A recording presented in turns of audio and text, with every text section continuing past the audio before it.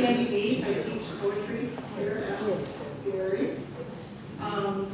This is an annual tradition, goes back to the last century. And this is one of the most exciting moments for us in the creative writing program every year. We need to hear these amazing students read their work. And this year we have the biggest class graduating of creative writing students ever. So that's exciting as well. So you're going to hear some wonderful stuff. And you should all have a chapbook. We will be introducing the students in alphabetical order. They'll be reading that way. Some will be reading work from the chapbook, and some will be reading the work. So if you want to follow along with the reading from the chapbook, that's fine. So our first reader is Hannah Ammon. Hannah is a creative writing and history double major with a minor in German. When she's not at Berry, she can be found at her home in Cedartown, Georgia, where she is surrounded by her family, too many cats, and a continuously growing collection of waiting to be written in journals. That's exciting. While most of her writing takes the form of prose, usually historical fiction or fantasy, she also really enjoys writing poetry. She dreams of becoming a novelist, but also plans to continue dabbling with poetry after she graduates. Please welcome Hannah Ammon.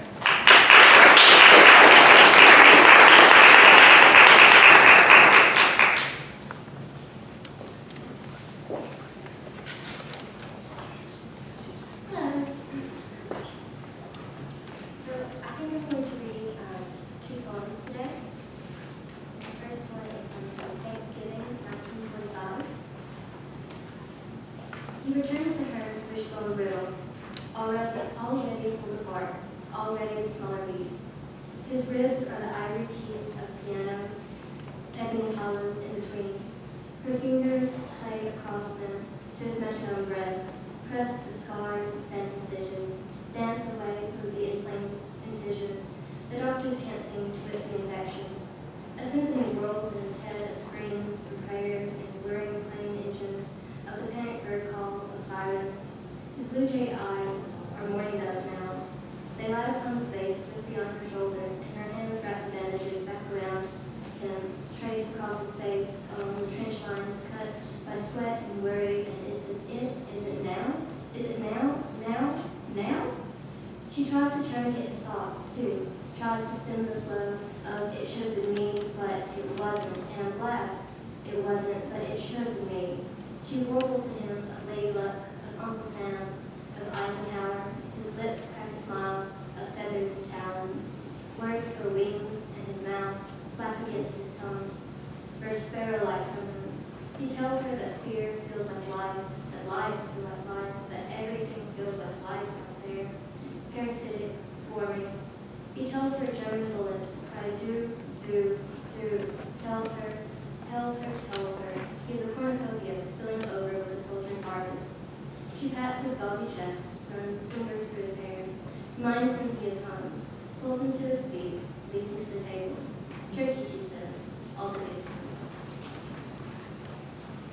And then the next one I will choose is, please tell us your opinion on.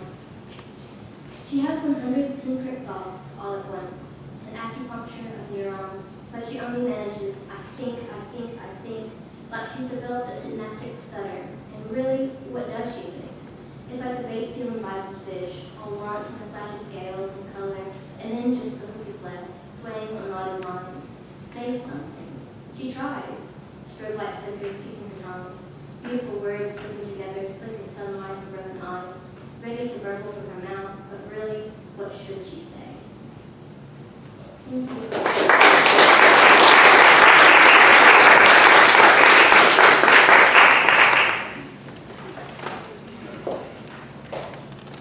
And our next reader tonight is William Baer. William was raised in Atlanta, Georgia. He graduated in 2015 from Grady High School. He was an Eagle Scout. He's a creative writing major, specializing in fiction. A member of this graduate class, of course. and he's currently publishing disparate works electronically. So please help me welcome William Baer.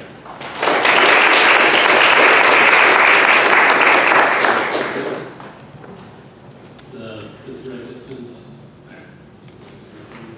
I'm going to be reading something I didn't write for class. It was a Christmas present someone wanted. A horror story set in the 1970s. An excerpt from it. I guess the context that you need to know is that it takes place in the 1970s, and we're following a quartet of people in their 20s in the woods just outside of civilization.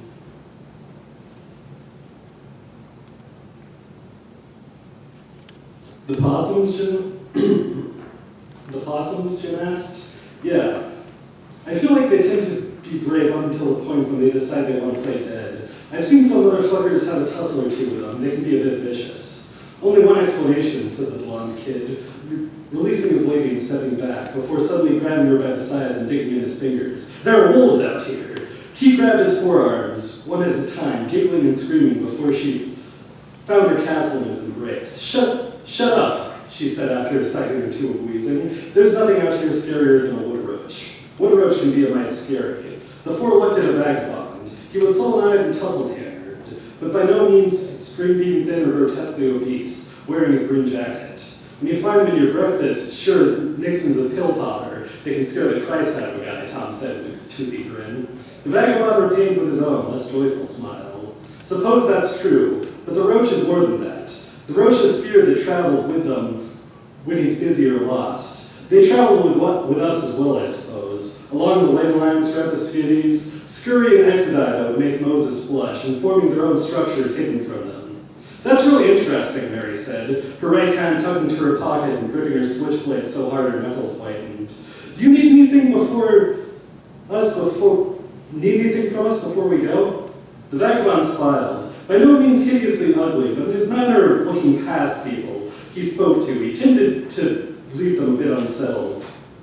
I need your fears. I need you to understand that you will never conquer them, they will never conquer you. You are separate immortal vibrations hurtling nowhere while desperately reaching for each other's enmity. They know they possess you, not even the rats know. But there's a deeper burden, something that sounds my insecurity for no reason at all. I'm lucky to be standing here, I suppose. You are as well. You'll never see a night like this on another night. Jim pointed at the old man, but looked at his buddy. See, this is why you gotta be careful with shrooms. The four laughed and walked through the deeper woods that separated them from the city. They didn't speak much. Each couple held tight as they desperately looked up in search of stars smudged and dimmed by smog. Ground became uneven, and perhaps steps nearly became irregular. Slowly, they began to lose footing, to stumble and lunge when they walked through the woods, unable to slow down due to some innate desire to be back in the manufactured world of civilization. He felt it first. She screamed as she broke free from Tom's grip, running into the woods. Hey, he called before chasing her into the foliage, far thicker than it had any right to be this time of year. Jim let go of Mary as he took a few small steps forward. Hey, Tom, he called out before taking a runner's stance. But as he was preparing to take off, a pair of hands landed on his torso. Don't get lost, Mary chided between deep breaths. We should stick together. Jim looked down at Mary, then up at the woods. He grabbed the woman around her waist and looked forward a bit. Jim, Keys. Hey, you cats doing all right? You know I can't just tear down this whole damn forest looking for you two. He was screaming at nearly the top of his lungs now, pulling Mary's living carcass more deeply into his own. Guys, this really isn't funny, Marie shouted. Just get back to us, all right? We have to get back. Jim muttered. Fucking honky does some dumbass shit like this and expects me to bail his pasty ass out. Got half a mind to leave this giant motherfucker to do some bear's midnight snack. He stopped muttering when he heard something from Mary. She looked at him like a dog who'd just been caught tearing up furniture, her right arm tightly embracing him while her left frantically swung the switchblade out and back into the handle. He felt burning around her before she smelled it. It was a mixture of the pitch-black bitterness of living wood and the chemical romance of gasoline and laundry detergent. She backed into a tree, huffing as she slowly sat down. It was over her. She could survive this, but behind her eyelid she'd always be stuck in this spot. She closed her eyes as tightly as she grabbed the soil, hearing screams in the distance. They'd be closer before she knew it. 100 needles of cold prickled Tom's arms as he walked aimlessly. Key, hey Key, we can get some steaks if you want. He crossed his arms and felt the wind assault his face. It was too much. He hid behind a tree. He screamed a name he hardly recognized into a wind too harsh to carry it anywhere. He grabbed the tree in front of him. You know you're not supposed to play outside when it's this dark and cold. Get inside, we have something. Something or another. Jim and Mary stared at the monsters they were holding. Subtly off from the standard human. Nearly identical, save for some subtle demonisms in the eyes and lips that portrayed a supernatural malevolence to anyone who had experience with mainline humans. Mary and Jim stared at the monsters who were holding them, far off from any human shape, but holding themselves in a way that showed maliceless alienation. They held fast to their partners, Mary continuing to flick her blade.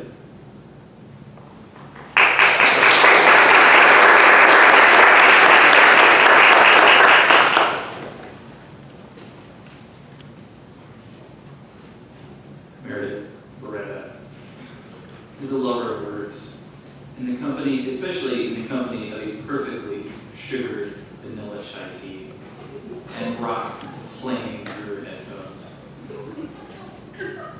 Her love of words came from a hatred of reading as a child until she found the right book. And suddenly, her world expanded past the trees of her woods and the buildings of her city to anywhere she wished she could be.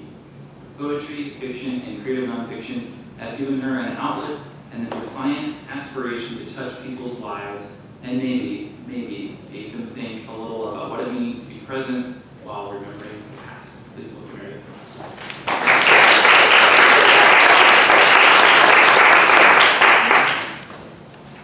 Thank you, Dr. Pierce, for the very dramatic intro. I'm going to read two pieces. I'm going to read a poem, and then I will explain my next piece after. So, if God responded, I've seen men with blood-stained hands fold and bend knees to pray, to worship the same God a child calls my friend. My mother pleads for salvation, with trembling rosary beads. We dedicate our lives to service, speaking into a phone that never rings. God's stationery is crisp and parched. No oil prints or tears soak the edges. I listen, painfully, filled with hunger for a hint. I'm here. Listen. If I could hear the puffs of his breath through the static cling of worry and doubt, I may not have gone upstairs to see slit wrists and ceramic altars. God's breath doesn't fill my lungs, and his thoughts don't swirl through mine, but his pain vibrates in my joints, percussing, fracturing, and blessing. And if I heard God curse, my world could shift, moving along his axis until his words become clear. Do you believe? Are you disappointed? Would I hear his long smoke sigh? If God spoke but his name lose all meaning, his power diminish? Would those who claim to know him and be blessed with grace find his voice unfamiliar? If God responded, would I hit my knees and listen and be disappointed? So, okay, that was my first one, my poem. And then my next piece is called Leopard Leotards and Baby Tailors. And I'm going to read an excerpt that I read for creative nonfiction, and it's actually dedicated to my father, who is sitting here. So I'm going to read a small excerpt from it. The glass window door was warm with the Alabama May sun, and my small fingers pushed it open, leaving little cinnamon swirl fingerprints speckled with paint behind. I rushed out of the building as the warm sunlight poured over my freckled cheeks. I saw the car immediately and made a mad dash. I heard the clinking of the locks just before I grabbed the handle. Perfect time. As I ripped the door open, I loved it when my sisters came who were home from college. They picked me up in our champagne-toned Honda from school when my mom was busy and dad was still on call at the hospital. I slid into the back seat to see bright, bright smiles and the excited eyes looking back at me in the rearview mirror. A quick question. What do you want to eat? And a split-second response from me. Ice cream. They laughed and cranked up the music. The satellite radio Sirius XM classic radio station ripped through the carpool line and off we went. They rolled down the windows and we wound our way down the mountain and through the woods. I listened. This was my church. The gospel of the spring and summer months wafted out from the car as we passed. These moments were where I practiced. I memorized every word because we had a rule in my house. If you didn't know the words, you weren't singing the song. I It taught us all a lot of patience and respect for the other people who didn't know the song and those who did, and did not want to hear 7-year-old me belt the wrong words to sharp-dressed men. I flung around in the seat, acting out the mastery of air guitar, of perfectly timed riffs and solos. I lived for these 2 weeks. They would pick me up from school. I could feel the music pulsate and breathe with every chord. I believe these people can never die. My father instilled in his children a deep love and appreciation for music. He grew up in the presence and time of greats. He never saw them live or got to experience the crowd rushing roar of Woodstock, loud, like lions, because that is what these men were, lions. They could eat us raw. He took up the hobby of learning the guitar. As the calluses grew and blistered along his fingertips, he wondered at these cracked blisters and smiled through the pain, to gasp and puffs of breath air that the grates belted into their strings. He wanted to feel their energy, not to mimic it, but to experience it in his Gibson or Baby Taylor. I wondered if my father knew what he was doing when he turned on those old records for my sisters. I wondered if he knew what he would unleash and burn into his children. We were wrapped in piano wires that attached us to our sounds. We were lived within these bars of his music before we could even speak the lyrics. My fingers tapped along the plastic ivory and ebony sticks, yearning to hear the chords play a familiar sound. One I could be proud of. I loved the raw brass under my foot, my toes barely long enough to reach the cold surface as my legs dangled from the wooden bench.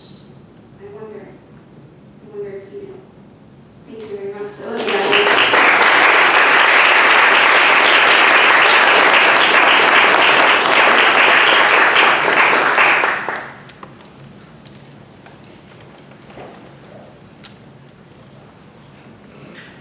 Our next reader is Meredith Brown.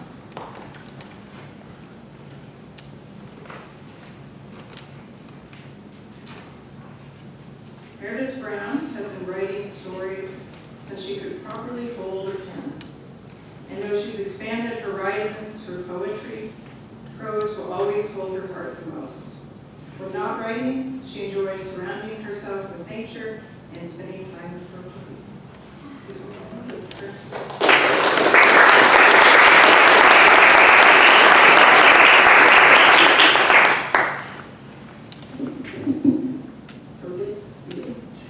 I'll lead up, it's fine, I'm used to it. So I'm reading something that's not in the chapbook.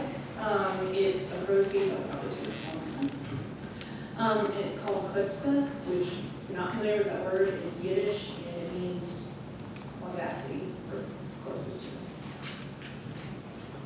No, I feel my chest clench as I practically breathe the word out. My gaze is fixed on my shoes, but I don't have to look to know she's staring at me with her mouth in a thin line. I dare to look up, and a flash of fear wipes through my body as her gray blue eyes stare at me, unblinking and angry. It's like she's trying to seize my throat with only her face. The razor in her hand twists a little in her freshly tightened grip. Yes, we will. There it is, the mom voice. I wring my hands and force myself to look up at her, feeling incredibly small under her presence. I don't know how she manages to make me feel that way, considering I can look her directly in the eyes now. She forcefully holds the shower razor out to me, the neon green handle tinged golden from the light in my room. But it doesn't matter this time. The tightness in my throat makes me whisper. My grip switches from my own hands to the ends of my tank top, acutely aware of how closely my arms are pressed against my sides. I can just put on a different shirt, right?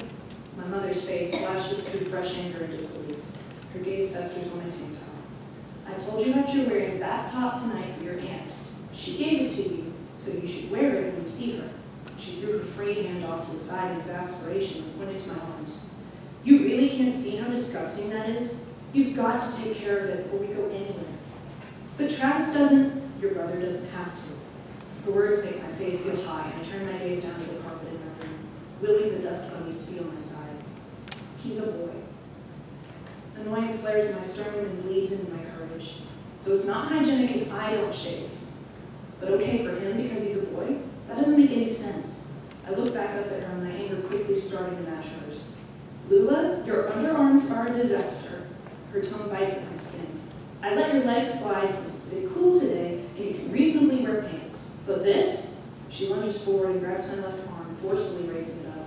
Her face immediately scrunches in anger. My eyes threaten to flow over the emotional dam. I swear I built stronger than this, but the tears flowing in my eyes might as well be laughing at me. It's only been 3 days. My voice quivers. I wish Travis were home right now. He'd be on my side for sure. If I shave now, my skin will get red bumps and it'll hurt. I try to look her in the eyes again, but she shows no mercy in either her face or her grip. I can't help that my hair is dark and grows back fast. My mother finally releases my arm and shoves the razor in my hand. We're not leaving until you go shave. Either make us late for dinner or go be presentable. Her voice stabs between my ribs. I already told you I can't do that. I barely recognize the voice yelling back at her as my own. I already told you I can't do that. She repeats me in a nasally voice while pouting out her lower lip. The sight of her is like a magnet for my tears. She straightens up, back to the rigid woman with the cold eyes she's always been. Your appearance reflects on me as a parent. If you go out in public with hair in your arms and legs, people will look at you like you're gross. And if you're gross, then I'm gross. How badly I want to point out the terrible blending job she's done with her eyeshadow. How the foundation on her face settles in her laugh lines. Instead, I just stare back at her quiet, wiping tears on my arm as if the salt in them would turn to dignity and soak back into my skin. As we stare at each other like territorial dogs, my mother's face softens. I'm just trying to help you, Lula. Her tone contrasts her face when you confirm. You don't notice the stares of others, but I do. Why wouldn't you just want to get rid of the potential entirely? Anger-coated confusion lingers in her voice like gum in long hair. You said it yourself. I'm speaking quieter on purpose. I don't notice them. If I don't notice, how can I care? My brick wall of mother's face scrunches in disgust. You are 13 years old. You've got to start caring about what you look like. But I like how I am now. My exasperation escapes and raises my voice. I don't want to wear makeup. I don't want to wear skirts. I don't want to curl my hair every day. I'm sick of it. I know as soon as I mention makeup, I'm crossing lines, but I don't stop myself. My mother's rage turns her face pink. Go shave your damn arms. With that, she stomps out of the room. The click, click, click of her heels against the tile knocks me with every step. Click, click, click. Bitch, bitch, bitch. Her shoes only fall silent after a door slams shut at the end of the hallway. The razor in my hand feels awkward and uncomfortable. It remains rigid like a soldier as I stare it down. Somehow I feel bad for it. This razor didn't ask to be a part of this conflict. Its job is to remove hair and help me earn my mother's approval, I guess. I gently slide my fingers vertically down the blades to avoid getting cut, and then steal a peek back at my apparently offensive underarms. If it's not pointed out, or if you're not my mother, then what little bit of stubble is there doesn't even stand out very well. I look in the mirror that's hanging on my wall, studying myself. My face bears no makeup, my hair falls to my shoulders without a drop of product among the strands, and a tank top drapes itself across my torso. Sure, there are things about myself I like to change. My height, my shoe size, the moles on my back. Of course I'm not completely happy with my appearance, but who is? If I'm happy and unbothered with the other stuff, like body hair, then why should I worry about it? Why fix something that isn't even broken? I look down at the razor, my mother's last command ringing in my ears, looping back over itself. Anger burns in my throat like a pill swallowed dry. I grip each end of the razor in my hands and bend it. A sharp snap fills the furious silence and I'm left with two pieces. The actual razor head in one hand and the handle in another. I stomp out of my room and stand at the end of the hall, staring at the closed door of my mother's room at the opposite end of the hallway. My hands reel back, aiming for the door, and I throw the broken razor pieces down the hall. They fall just short of the door, clashing against the floor of the hallway and skidding to where the tile meets the bottom of the door. They lay crumpled and still, abandoned like babies. If you can't stand to be seen with me, I shout with a primal concoction of hurt and righteous anger, the power behind it scratching my throat. Then go eat dinner by yourself. I duck out of the hallway and shut my own door, quickly flicking the piece on the lock to lock it shut. My hands shake as the distant door in the hall slams over against the wall.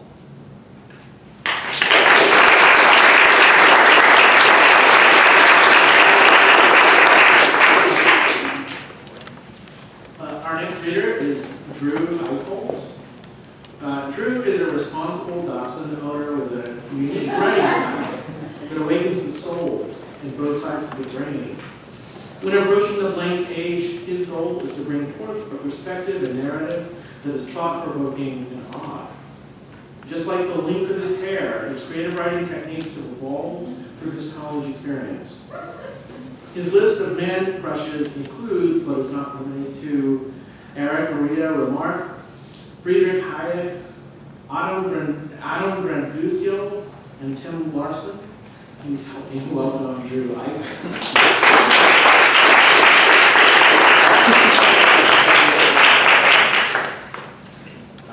Tim Larson is a professor in the economics department. I had his approval for that. I wasn't sure what to include in here, so I let Jared choose for me, and I did the copy and paste job, and I forgot that I included an exclamation point. So, pardon that when you read that. It's also very old and not very good, but Jared seemed to like it, so this is for Jared Crane. It's called An Odd Job. The two men stepped up the slightly sloped path, a cut through pine needles under tall pine trees, not quite step for step, as the path wasn't smooth for both pairs of feet, as roots and stones and rocks and sticks found their way underneath the tread of their dusty black boots. They wore the same clothes each day, black, dusted boots laced tight, whitewashed jeans stained by splashes of mud and fraying around the pockets and heels, a black nondescript belt, a white t-shirt with sweat stains which spread from the armpits like piss-colored clouds, and a faded blue sport coat above it all, with dust deeply ingrained in the fabric and tatters of the lapel like old flags and threadbare elbows. They walked the same path every day, up the slope, did their business, and walked back down to their cabins. At first, they were confused by the nature and the offer of the job, but the offer was too attractive for them to turn down. If they did it for 2 years straight, all their debt and all their children's debt, their future debt, would be paid off. They were a year and a half in, and it had gone fine. The man on the right, his collar ripped, probably got snagged on a branch, so spoke first. 184 days left. It's June. Yes, the other side. Flipped my calendar over this morning. Relieving that. Yes. They didn't talk much anymore. They'd been at this routine for a while. 184 days left. Sometimes they'd talk about the weather if it were worth remarking. Other times they'd talk about something they'd seen on TV the night before. TV, food, toiletries, and alcohol were their only allowances. But the odds were on them being silent because they really didn't have much to say after the first month. The wind blew hot summer air through their long hair. They hadn't been given a cut since they came in, and made the needles above shake and the trees bend anxiously underneath the pressure. The cut slowly leveled out, and finally they stood atop a low and small bald with tall sun-baked grass on either side of the path.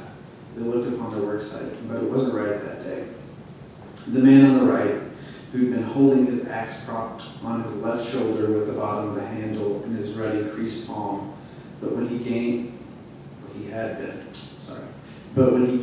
the top of the hill, the axe slipped from his grip and landed with a dull metallic thud on the ground beside him. I'll stop there because the exclamation point is coming.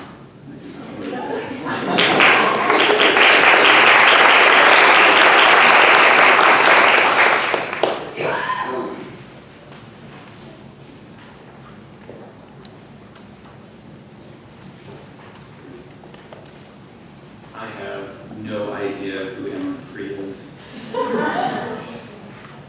But she is the author of 5 books and is pursuing a career in the publishing industry.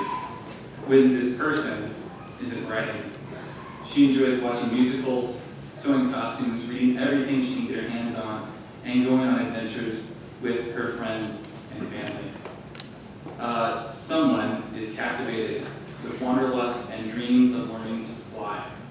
This individual of interest was raised in Oregon and now lives in Georgia with her family and rambunctious Scotty dog. Please welcome this person, Henry.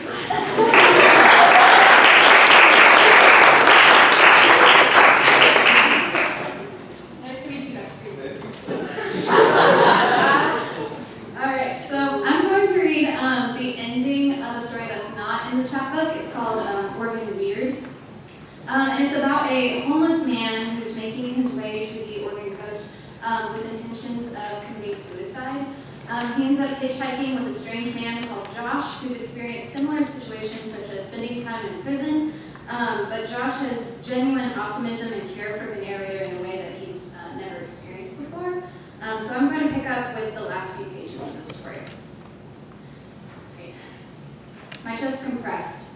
I lied about why I'm headed to the coast. Josh waited with an ease that made me wary, even as it made my guard slip. I continued. I don't have anybody to visit.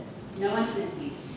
There's always someone to miss you, he said matter-of-factly, smiling like he'd known me for years. Why are you really going to Cannon Beach? I shifted, my pack heavy on my lap. My dad died there, drowned.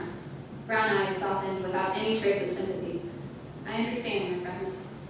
Who did you lose? My cousin, he responded, gentle. We were close. He was murdered while I was in prison. All my uneasiness had ebbed away. Tambourines and drums drifted from the radio with flute and violin. I didn't recognize the songs, but the sounds washed down my spine melodically. Have you ever thought about trying something new? Josh spoke up. Evergreens sped by, small homes breaking the bulging terrain. Like a fresh start? Sure. Something bitter and hard formed in my stomach. I've had 3 already. One for each time I stepped out of prison. Each time ends the same. He was silent, but remained undeterred. The first time I left prison, a guard who'd often verbally abused the inmates said something to me about a fresh start. He said I was bound to screw it up. I was tired of fresh starts that never changed. I wanted it to end. There was justice in that. 3 chances spent and wrecked, and there would be no more. The world would never change, not for me. Well, if you're ever wanting to start or try again, Josh said, you're welcome to tag along with me. So that what, you can make me a charity case? Do you take strays for more pet projects? No, my friend. I'm just an aspiring taxi driver. My only fee is a passenger for the journey. Sunset Highway merged into the Oregon Coast Highway, and I knew the ocean was close. My dad and I used to go often when I was a child, climbing the Acola Trail for the perfect view of Haystack Rock in the distance, splashing into tide pools where fleshy green anemones hugged our fingers. I never returned after the accident. Those windy sweatshirt and shorts days were the only memories I had with my dad before foster homes replaced him like Band-Aids over bullet wounds. Josh's words toiled in my head, mixing with thoughts of my excursion's intentions. The car pulled into the small town of Cannon Beach, passing glass blowers and ice cream parlors and lighthouse inns. Pedestrians wore fleeces and flip-flops. A white dog with feathery fur watched me as we drove past. Would you care to join me for dinner after? Josh asked. I agreed, thinking that if I was to have a last meal, then perhaps it was better to have a proper one than my meager granola bars. But each restaurant I saw, we left behind.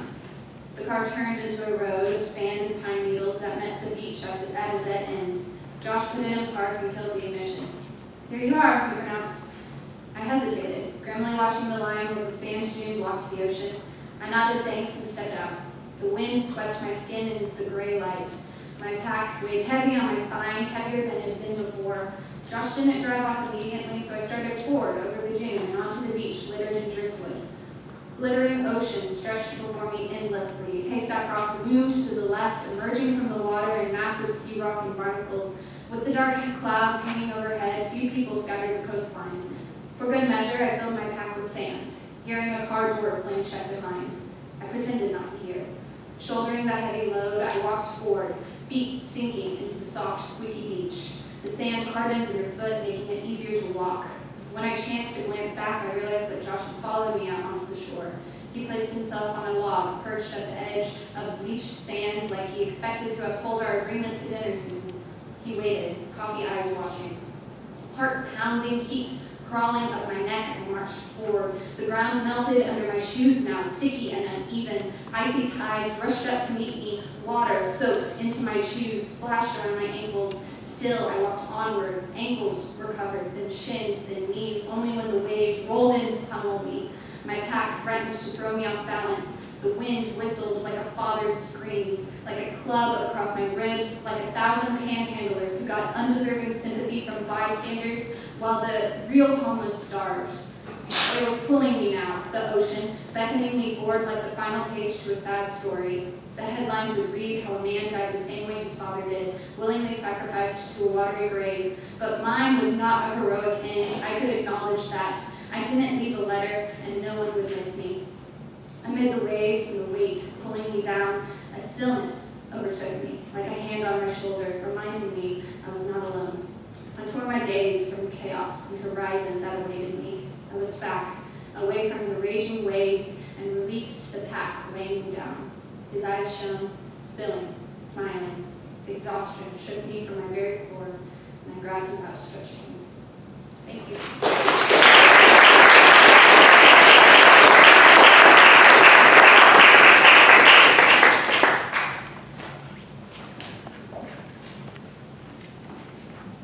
Our next reader is Jeremy Goodman.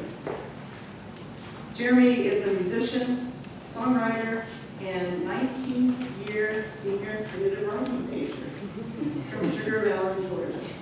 He's the father of two amazingly well-adjusted teenagers. In his spare time, he enjoys cooking, drawing, and watching dust accrue on his furniture. Welcome to Jeremy.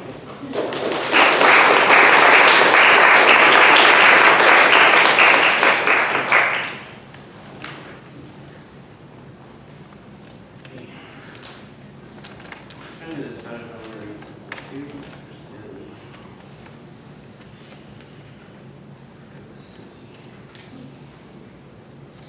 Alright, this is a story I wrote in a prompt production in fiction class. It's supposed to be a horror story. I'll read part of it. The phone rang and Stanley answered it. It was Dawn. She had called to say she was leaving work. She was bringing home supper. He met her at the car. "Where'd you get all this meat?" Stanley asked. "And a couple of meth heads from the hotel," Dawn said. "They found your old meat suit out in the woods, and one of them was whining about calling the cops, so I took care of it." "Well," Stanley said, "big mess?" She said, "Not too bad." "That's good," he said. "I thought you decided to toss up a grease bin over the barbecue plate," she asked. "No," Stanley said. "I looked at it. I'm a bit too short to reach the lid." "No," Dawn said. "Well, I would have told." "I know," he said. "I didn't want to bother you with it. You're busy as it is." "You're sweet," she said. "Anyhow, I took care of it and buried it with the heads." "Thanks," Stanley said. "I thought I'd get a good kiss on it." "That's all right. I saved the kidneys for you, though. I know how you like them." "You're too much, you know that," Stanley said. Dawn smiled. She felt a certain heat radiate between the wet interior of her suit and carapace. "Yeah," she said, "I know that." The next morning, Stanley was up early. He felt bad about all the trouble and carelessness that caused her Dawn, so he decided to fix her a big breakfast as a way of saying things. Brains and eggs, he thought. That should do it. Some of her favorites. In the kitchen, Stanley set out a pot of coffee on the perk and opened the fridge to remove the fixings. No eggs. Damn it, he thought. Can't have brains without eggs. When he got to the quick side, it was still dark. The fluorescent bulbs throbbing beneath the canopy made him feel small and drowsy, like an old memory, though he'd not been there in years. In fact, he rarely went out and met her without Dawn when she was late at night. 30 years ago, shortly after they moved to Hobart, Stanley had gone out one evening just to stroll around, taking what little there was at the town. He'd still been in the kid suit at the time, and when he rounded the corner by the Tony Post office and the deputy had tried to flag him down, asking the whereabouts of his parents, Stanley panicked. He ran as fast as he could, but limited to 2 legs. He couldn't put much space between himself and the officer. Stanley darted toward the woods but surrounded the little community, cutting through between 2 houses, startling an old lady out getting ready to walk her to Stanley. The little dog, probably sensing something amiss with the word of sprinting boy, gave chase at nearly the same time as the thudding officer passed by the open gate. Darting into the path of the oncoming flat-footed, the dog's skull crumpled almost instantaneously, painlessly. Stanley tucked himself behind the large pine on the edge of the thicket, gripped the mouth of his suit's headpiece, and with both hands, peeled. The sound was always the worst part of it. A rapid vomit of thick slush cracked and screeched somewhere between the multiplied snap of a conch shell and a dry heave. By the time the officer had collected himself and was within earshot of all that violence, though, Stanley had rolled his skin guard beneath the maxilla pad and scuttled off deeper into the forest across the soft, spongy blanket of pine needles. After circling the town, Stanley had laid the young goat by the parking lot of the gas station until morning. He remembered Don had been so upset with him, he had finally managed to find his way back to their trailer. So what if you got caught, she'd asked. Who cares? We can always come up with a story. Don't ever, and I mean never ever, take off your skin suit out in public. I know, I'm sorry, Stanley said. I just panicked. You know how they are about kids. Yes, I do. And believe me, I understand panic. What do you think I was feeling when you were out all night? Dawn said, I'm the female. I'm supposed to protect you. I can't do that if I don't know where you are. As the doors to the Kwikset slid open, it dawned on Stanley that he had essentially just done the same thing. What if she had woken up between the time he crossed the road between the trailer park and the store and found him gone? It hadn't even occurred to him to unplug the coffee pot.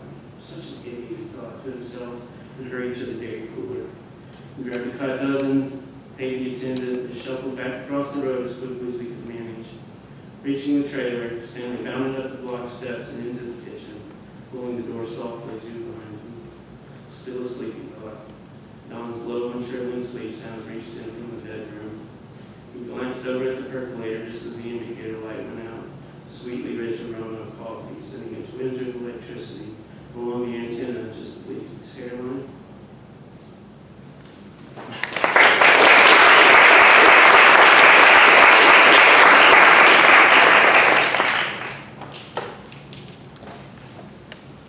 Our next reader is Miranda Heyman.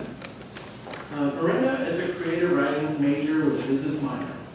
She's from Trumbull, Connecticut, and after she graduates, she'll be attending Fairfield University to earn her MFA in creative writing. Please help me welcome Miranda Heyman.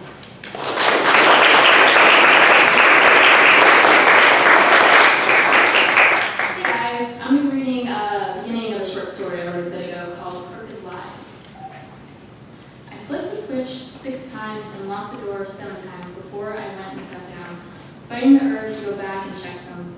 I took a deep breath, trying to concentrate on the computer on the desk. I had 5 pencils in a perfectly straight line to my left, and 3 yellow highlighters on my right. One was crooked. Hands groped my heart. Jean, she was going to come. She was going to come now, like she did every night. I could fix this. I took a deep breath, peering at it. I meticulously straightened it, trying not to let it bump into any of the other highlighters. I let out a sigh of relief. Now that I fixed it, I could concentrate. My fingers hovered over the keyboard for the next hour. I poured my milk into a measuring cup, watching over it. It had to be exactly 2/3. Pouring it into the bowl, I added 1 cup of cereal next. I glanced over the kitchen table. My twin sister Jean was already sitting down. She was 17 and 3 minutes older than me. Her hair was pulled back in a ponytail with several bumps throughout it. Her hair was the type of brown that could almost be confused for gray. It lacked vibrancy. It lacked color. My parents were at the table for once, I thought, as I sat down at the table to the left of my sister. I focused on the bowl of my cereal. The only thing I could hear was the splash of my spoon in my milk as I fished for the 3 Cheerios. Justin, stop playing with your food, my mom said. I peeked up at my parents. My mom was washing down her toast with a glass of red wine. My father was typing away at his computer. I ignored her and found the 3 Cheerios. A cold hand dragged across my thigh. Without looking down, I imagined Jean's hand, the ragged bitten nails and dry cow's fingers. She liked to play the guitar. She never did have to cut her nails to play. Biting them did the trick for her. Her hand inched closer, her fingers tiptoeing across my freshly pressed corduroy pants. Slipping up and down the material, I needed to change my pants. Jean, how was your session with the counselor last night, Dad asked without looking up. Jean had counseling sessions every Tuesday evening at 7 o'clock. She started going after my parents had left us for a week. My dad left for work, and I wasn't sure about my mom. They had left enough money and a small note on the counter telling us only to use the money for food. We were okay for the time for the first few days. 2 days before they got back, I came home from school thinking I walked into the wrong house. It was hardly recognizable. Furniture was overturned, curtains torn down, words that I couldn't focus on enough to read were gashed into the wall. My skin had begun to itch as I took everything in. I couldn't fix it. The house was always neat, mainly because my parents liked to pretend that no one lived in it. The whole house was screaming for attention. Glass was splattered around the hardwood floor, crunching beneath my feet, reminding me of Jean when we were kids. She would grab a handful of potato chips, squeezing them in her fist, pulverizing them before pouring it into her mouth. She would always giggle at the expression on my face as I watched her. I had taken the stairs 2 at a time. Had she touched my room, it was suddenly all I cared about. I didn't exist in other parts of the house. No one would find me on a Sunday night watching movies on our 65-inch TV, nor was I making myself a midnight snack in the kitchen. I got a mini fridge for my room years ago. I had already memorized my parents' credit card information. They didn't notice when the large package showed up. My door was shut, not ajar like all the others that I had passed. This gave me hope. My chest squeezed like a metal clamp had closed on it. I turned the doorknob, opening it a crack I didn't want to look. I'm gonna end right there. Thank you.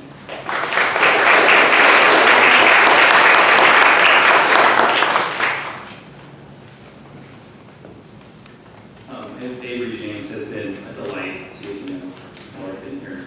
And she is a senior psychology and creative writing major with a knack for wandering and wandering. As a tutor for the Open Door Home and vice president of the Forensics Union, she is also looking for ways to integrate her love of social advocacy and literature. I've seen it. She hopes to continue contributing to her community through her passions for fiction and poetry moving forward. You can find Avery strolling around campus at odd hours of the day, listening to existential podcasts and trying to earn the trust of the local deer and stray cats with strawberries and catnip. After Barry, she will be pursuing an MFA in creative writing. Please welcome Avery James.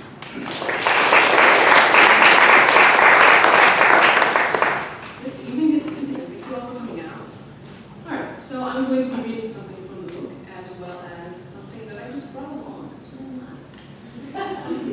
I'll be reading endlessly, and all you need to know about this is basically about an immortal who is so lonely that they speak in the second person because no one else really ever understands them. So here we go. They say you were never born, that you were a star that always existed and one day chose to mold a body from your own light. From there, they say you gave birth to the world. How is still a matter of debate. They say it took 100 days. You try to tell them this isn't true, but actuality and humanity do not mix. In their indignation, they burn their cities and temples to cinder. A new cycle begins. Cycle 2. In this time, you live as their ruler. There is no choice. You have seen what they do to themselves when their truth is denied. You rarely leave your given throne. Drench your arms, hair, and chest in the silver chains they spend decades smithing for you. You wouldn't dare tell them how smoothly these brittle trinkets can crumble if you so much as fidget. Everything that brings joy, they attribute to you. Everything that brings pain, they blame on some distant, unfounded malevolence. They look up at you with such rawness in their slight faces, bodies curved with the weight of carrying ore to the smiths for new chains. You're no god. But if it keeps them from ending themselves again, you will gladly play along. You learn their language, hear every plea from your throne. Worse are the days of drought and failing crop. In miles they come to you and ask why they suffer. Did you not love them? Did they displease you? Their pain is something not even you can understand. You learn to say their suffering is part of a higher purpose. Perhaps one day you will put an end to it somehow. Until then, lives are gentle, kinder. Cycle 3. They have no concept of gods in this cycle. For this you are grateful. They do not last very long. Cycle 11. You have learned the limits of your children. They are your children. It seems they won't have it any other way. True, there are cycles where they doubt you, curse your name, the name given you, raise your temples and rape your clarets and shadow your monuments. But they are soon swallowed by their own smallness, and a new cycle begins. Cycle 23. You decide to be one of them. Well, you make the attempt. How does a stagnant being know starvation and thirst, or aging and sickness? Food and drink is simply weight moving through you, and compared to your children, you eat so much to feel anything. Your skin is as smooth as the day you were born, aware of yourself, acknowledged. Still, you try grasping your children's pain. For years you lie under the night as they do, all the time telling yourself, I am sleeping, I am sleeping, I am sleeping. And the second one is called If I Could Turn Back Time. And yeah, if you're thinking about that 90s song, it's the best title I can think of. So, yeah. If I could turn back time, I'd press kestrels and wrens into their shattered eggs, knit each shard to one smooth form, and return them to yolk and stillness. I'd build the potted sprouts on your windowsill to make home of their seeds again. Your garden of sun golds and aromas would slim to sharp beads of green on silver-furred leaves, the stakes, coiled with their heft, moaning relief. And I teach everything that falls to rise, and everything made will unravel itself. Somewhere, the fox wanes her jaw and out staggers a hare intact. Somewhere, the sky turns to hunger. Lightning becomes a tongue drunk up by the clouds. The horizon grows full of the sun falling east and lifts the moon in exchange. You would still be on your rusted balcony, hair cornrowed and scratched tight to your skull, goodwill sweats scattering the hourglass loop of you. Below, cars reverse the freeway, and 4 a.m. inhales a fog stained with daylight. You would ask again for my forgiveness, and you would have it. I would not call you by a dead name. I would have stayed as long as you wanted. I see you condensing from broken angle on wet cement to boy. You, rising, limbs backstroking the air, wind parachuting you and your strange tunic, up, unwarned, to the lip of the roof. Thank you.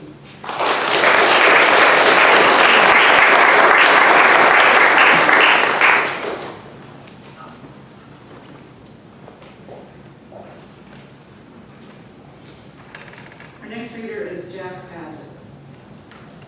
Jack is a published playwright, poet, and short prose writer from Owensboro, Kentucky. Don't ask him where that is. He doesn't know either. His time at Berry has yielded him invaluable occupational experience, 4 produced plays, and an even deeper love for storytelling than he entered with. He plays a lot of Pokemon.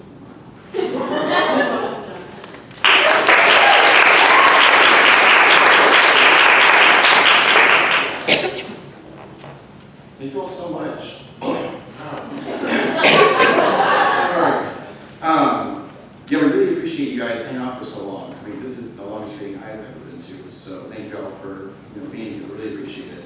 I'm going to read 2 pieces. One of them is from the chapbook, and the other one is not. I don't have it with me. I don't know if you got it from my bio. Thank you guys for reading that, by the way. But I'm much more of a script writer than I am a poet or a prose writer. But it's hard to do dialogue by yourself, so here I am. I'm going to read 1 poem, and I'm going to read 1 piece of fiction as well. So this first piece is called Life is Long Until It's Not. I was never scared of the open road, but that was before gravity shifted and my duffel bag hit the roof of my Prius shortly before my head did. All of a sudden, right is left and left is right, and up and down no longer exist. And all that is left is the cardiograph buzz of helicopter propellers lodged in my ears, and I think I'm screaming, but it's hard to be sure over the drone of my judgment drawing near, and the wind whistling across my fractured dashboard that sounds like a cat call from God. I feel as though I should probably consider my loved ones, but it's hard to do as I'm too preoccupied with the way the sun looks, as it's spinning at the speed of the gleaming flares it emits, which glint off the shards of my rearview mirror, as I try to throw an arm across the bridge of my nose to shield my corneas, but it's as though they are gone, and I have been left limbless. So I leave them uncovered and wait for my life to flash before them. But it doesn't flash. It simply stretches until every second is the time it takes for me to realize that my road ends where this one continues. And while the future I could have had as my friend, the pavement is not as it. Okay, that's not one. So I need to give a little bit of context for this fiction piece. It's not in the chapter. But we had to write a piece of historical fiction for the last class that I was in, Donnelly, which I had never done before this time. So I actually found it a really fun task.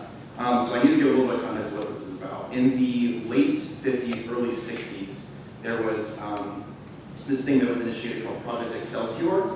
Has anybody ever heard of that? Good, awesome. That's fantastic. It's crazy because it's one of the coolest things that humans have ever done, but nobody knows about it. So what happened was, as sonic jet planes began to get faster and faster, the pilots that needed to eject from those planes sometimes would begin to spin faster and faster as they ejected from the planes, due to the speeds that these planes could be going. And they got so fast that the spinning was so intense that it could be potentially lethal and kill these pilots as they would eject. So they needed someone to test this parachute system that was developed to help stabilize people that were ejected from these fighter planes. And so they had a man named Joseph Kittinger, who was a retired U.S. Air Force pilot, and he went out to a town in New Mexico called Truth or Consequences. Right? I know, it's perfect.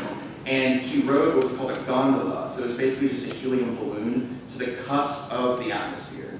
So he was outfitted in a pressurized suit, kind of looked like an astronaut, suit. Is that what it's called? And he was also outfitted with the parachute system, and it was designed to deploy as he went off, and it would stabilize him as he fell from this really intense height. He was over 100,000 feet above the Earth's surface, which is over 20 miles. He's the first person to ever see the actual curvature of the Earth with his own eyes, which is just crazy. And if you want to hear more about it, come find me afterwards, because I could talk about this forever. But it didn't all go according to plan. But I'm just reading the beginning excerpt of a story that I wrote that was kind of a mixture of a fictionalized account of Joseph Kittinger's last night on Earth before he rode his gondola up to the top of the atmosphere, which then transfers into his jump. But I'm just reading the very beginning. So this is called Ever Upward. When Joseph Kittinger stared up, God stared back at him. He knew his face well by now, aged and dark and full of stars, but tonight, on this desolate stretch in the New Mexican desert, he looked almost unfamiliar. He seemed to be beckoning, his celestial hand extended down, fingertips brushing the deflated canvas hanging from Joe's grounded gondola. Come join me, he said. I'm waiting. Joe was waiting too. He'd been waiting for a long time.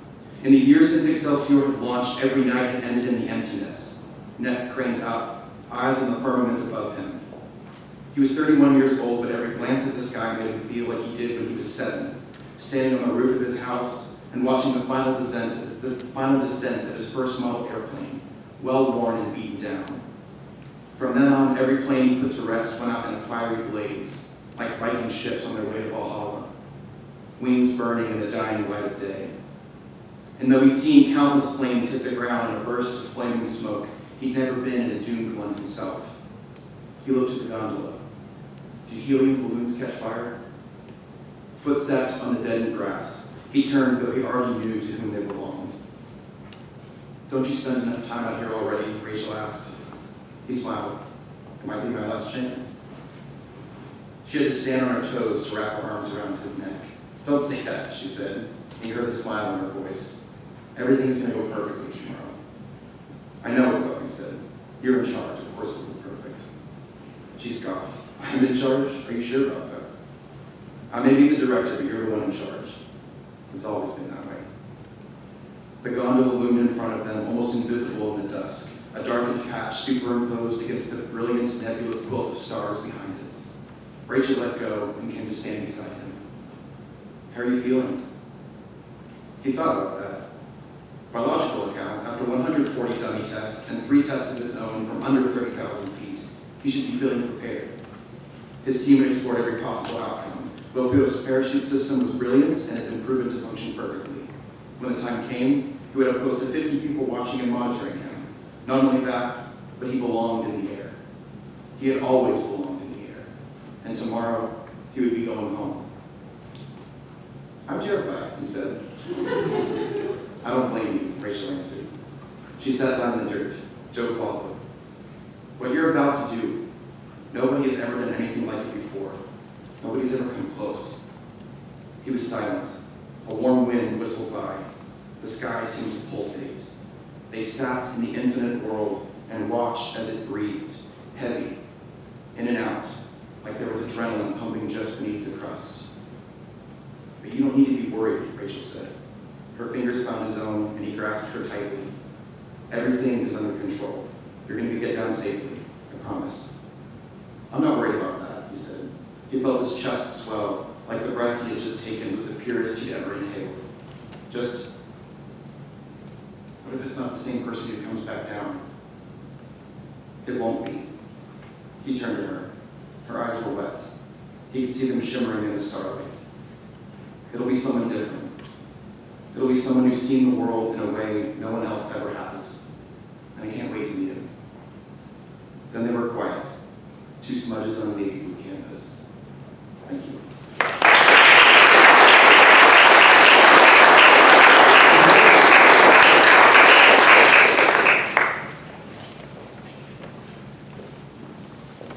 Our next and final reader of the night is Jada Zealous. Jada is a creative writing major from Lithonia, Georgia, who loves fiction. She is happiest when being introduced to a new world on the written page. In the future, she hopes to travel through various countries and hopefully own both a cat and a dog. Please welcome Jada Zealous.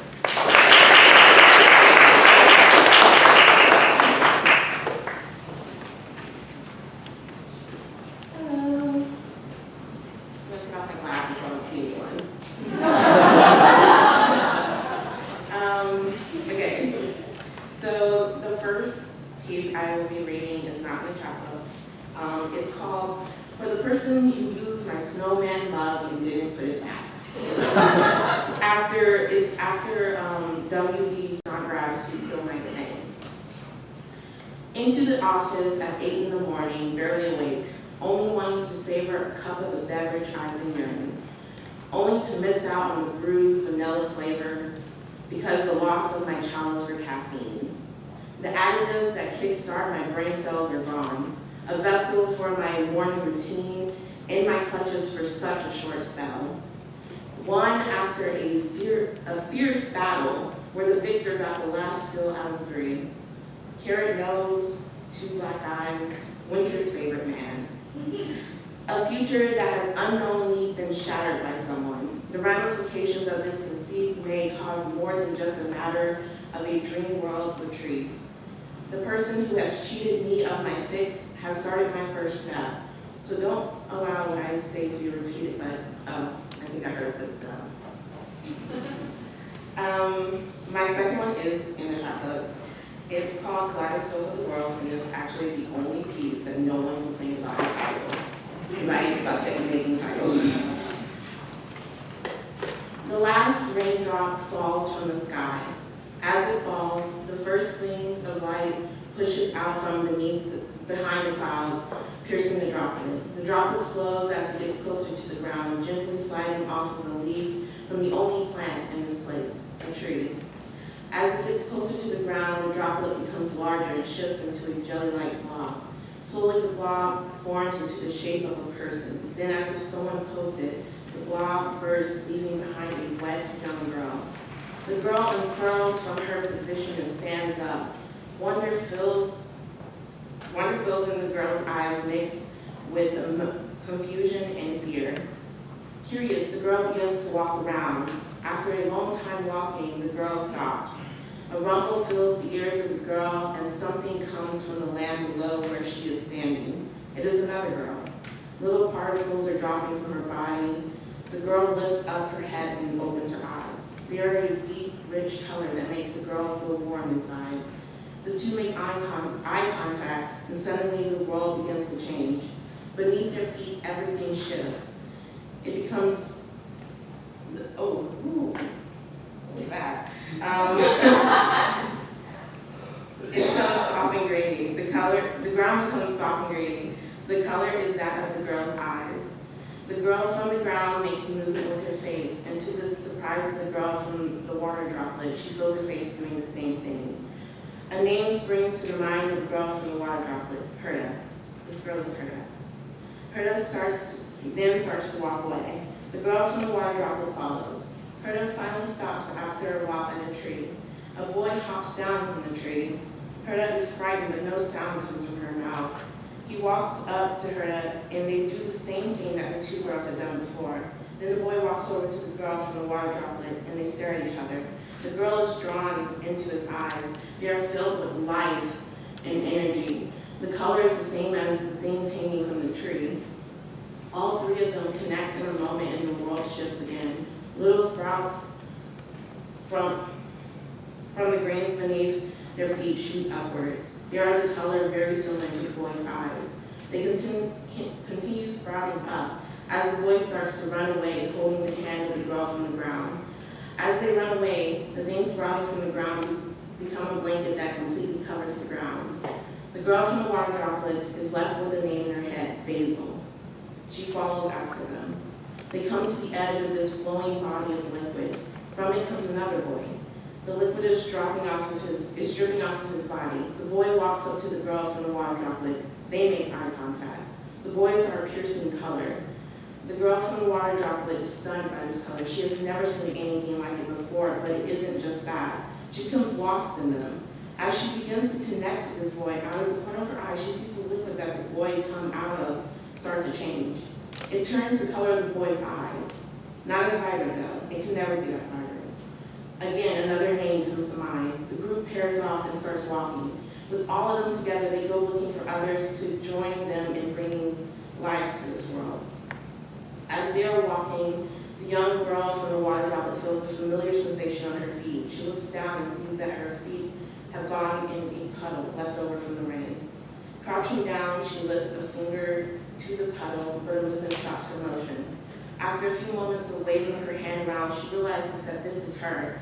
This is what she looks like. She has long flowing hair, the color of sunshine, and eyes filled with the colors she saw in the other eyes and more. It is at that moment when a word comes to her mind. She decides that this is her new name, Iris. And the problem with this one is, like, I was trying to make it as vague as possible because it's like a new world and I didn't want to use too many words, so it was really difficult, but thank you.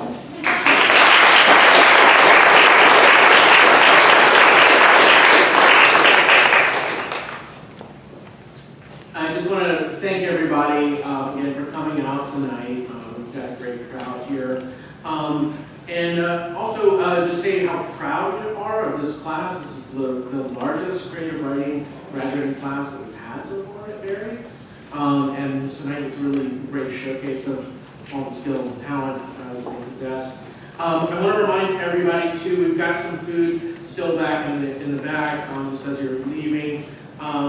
We do some group photos as well of tonight's readers up here. It won't take too long. After which the readers will be available to sign chapbooks if you like and give you their autographs. And also we've been video recording this whole thing tonight.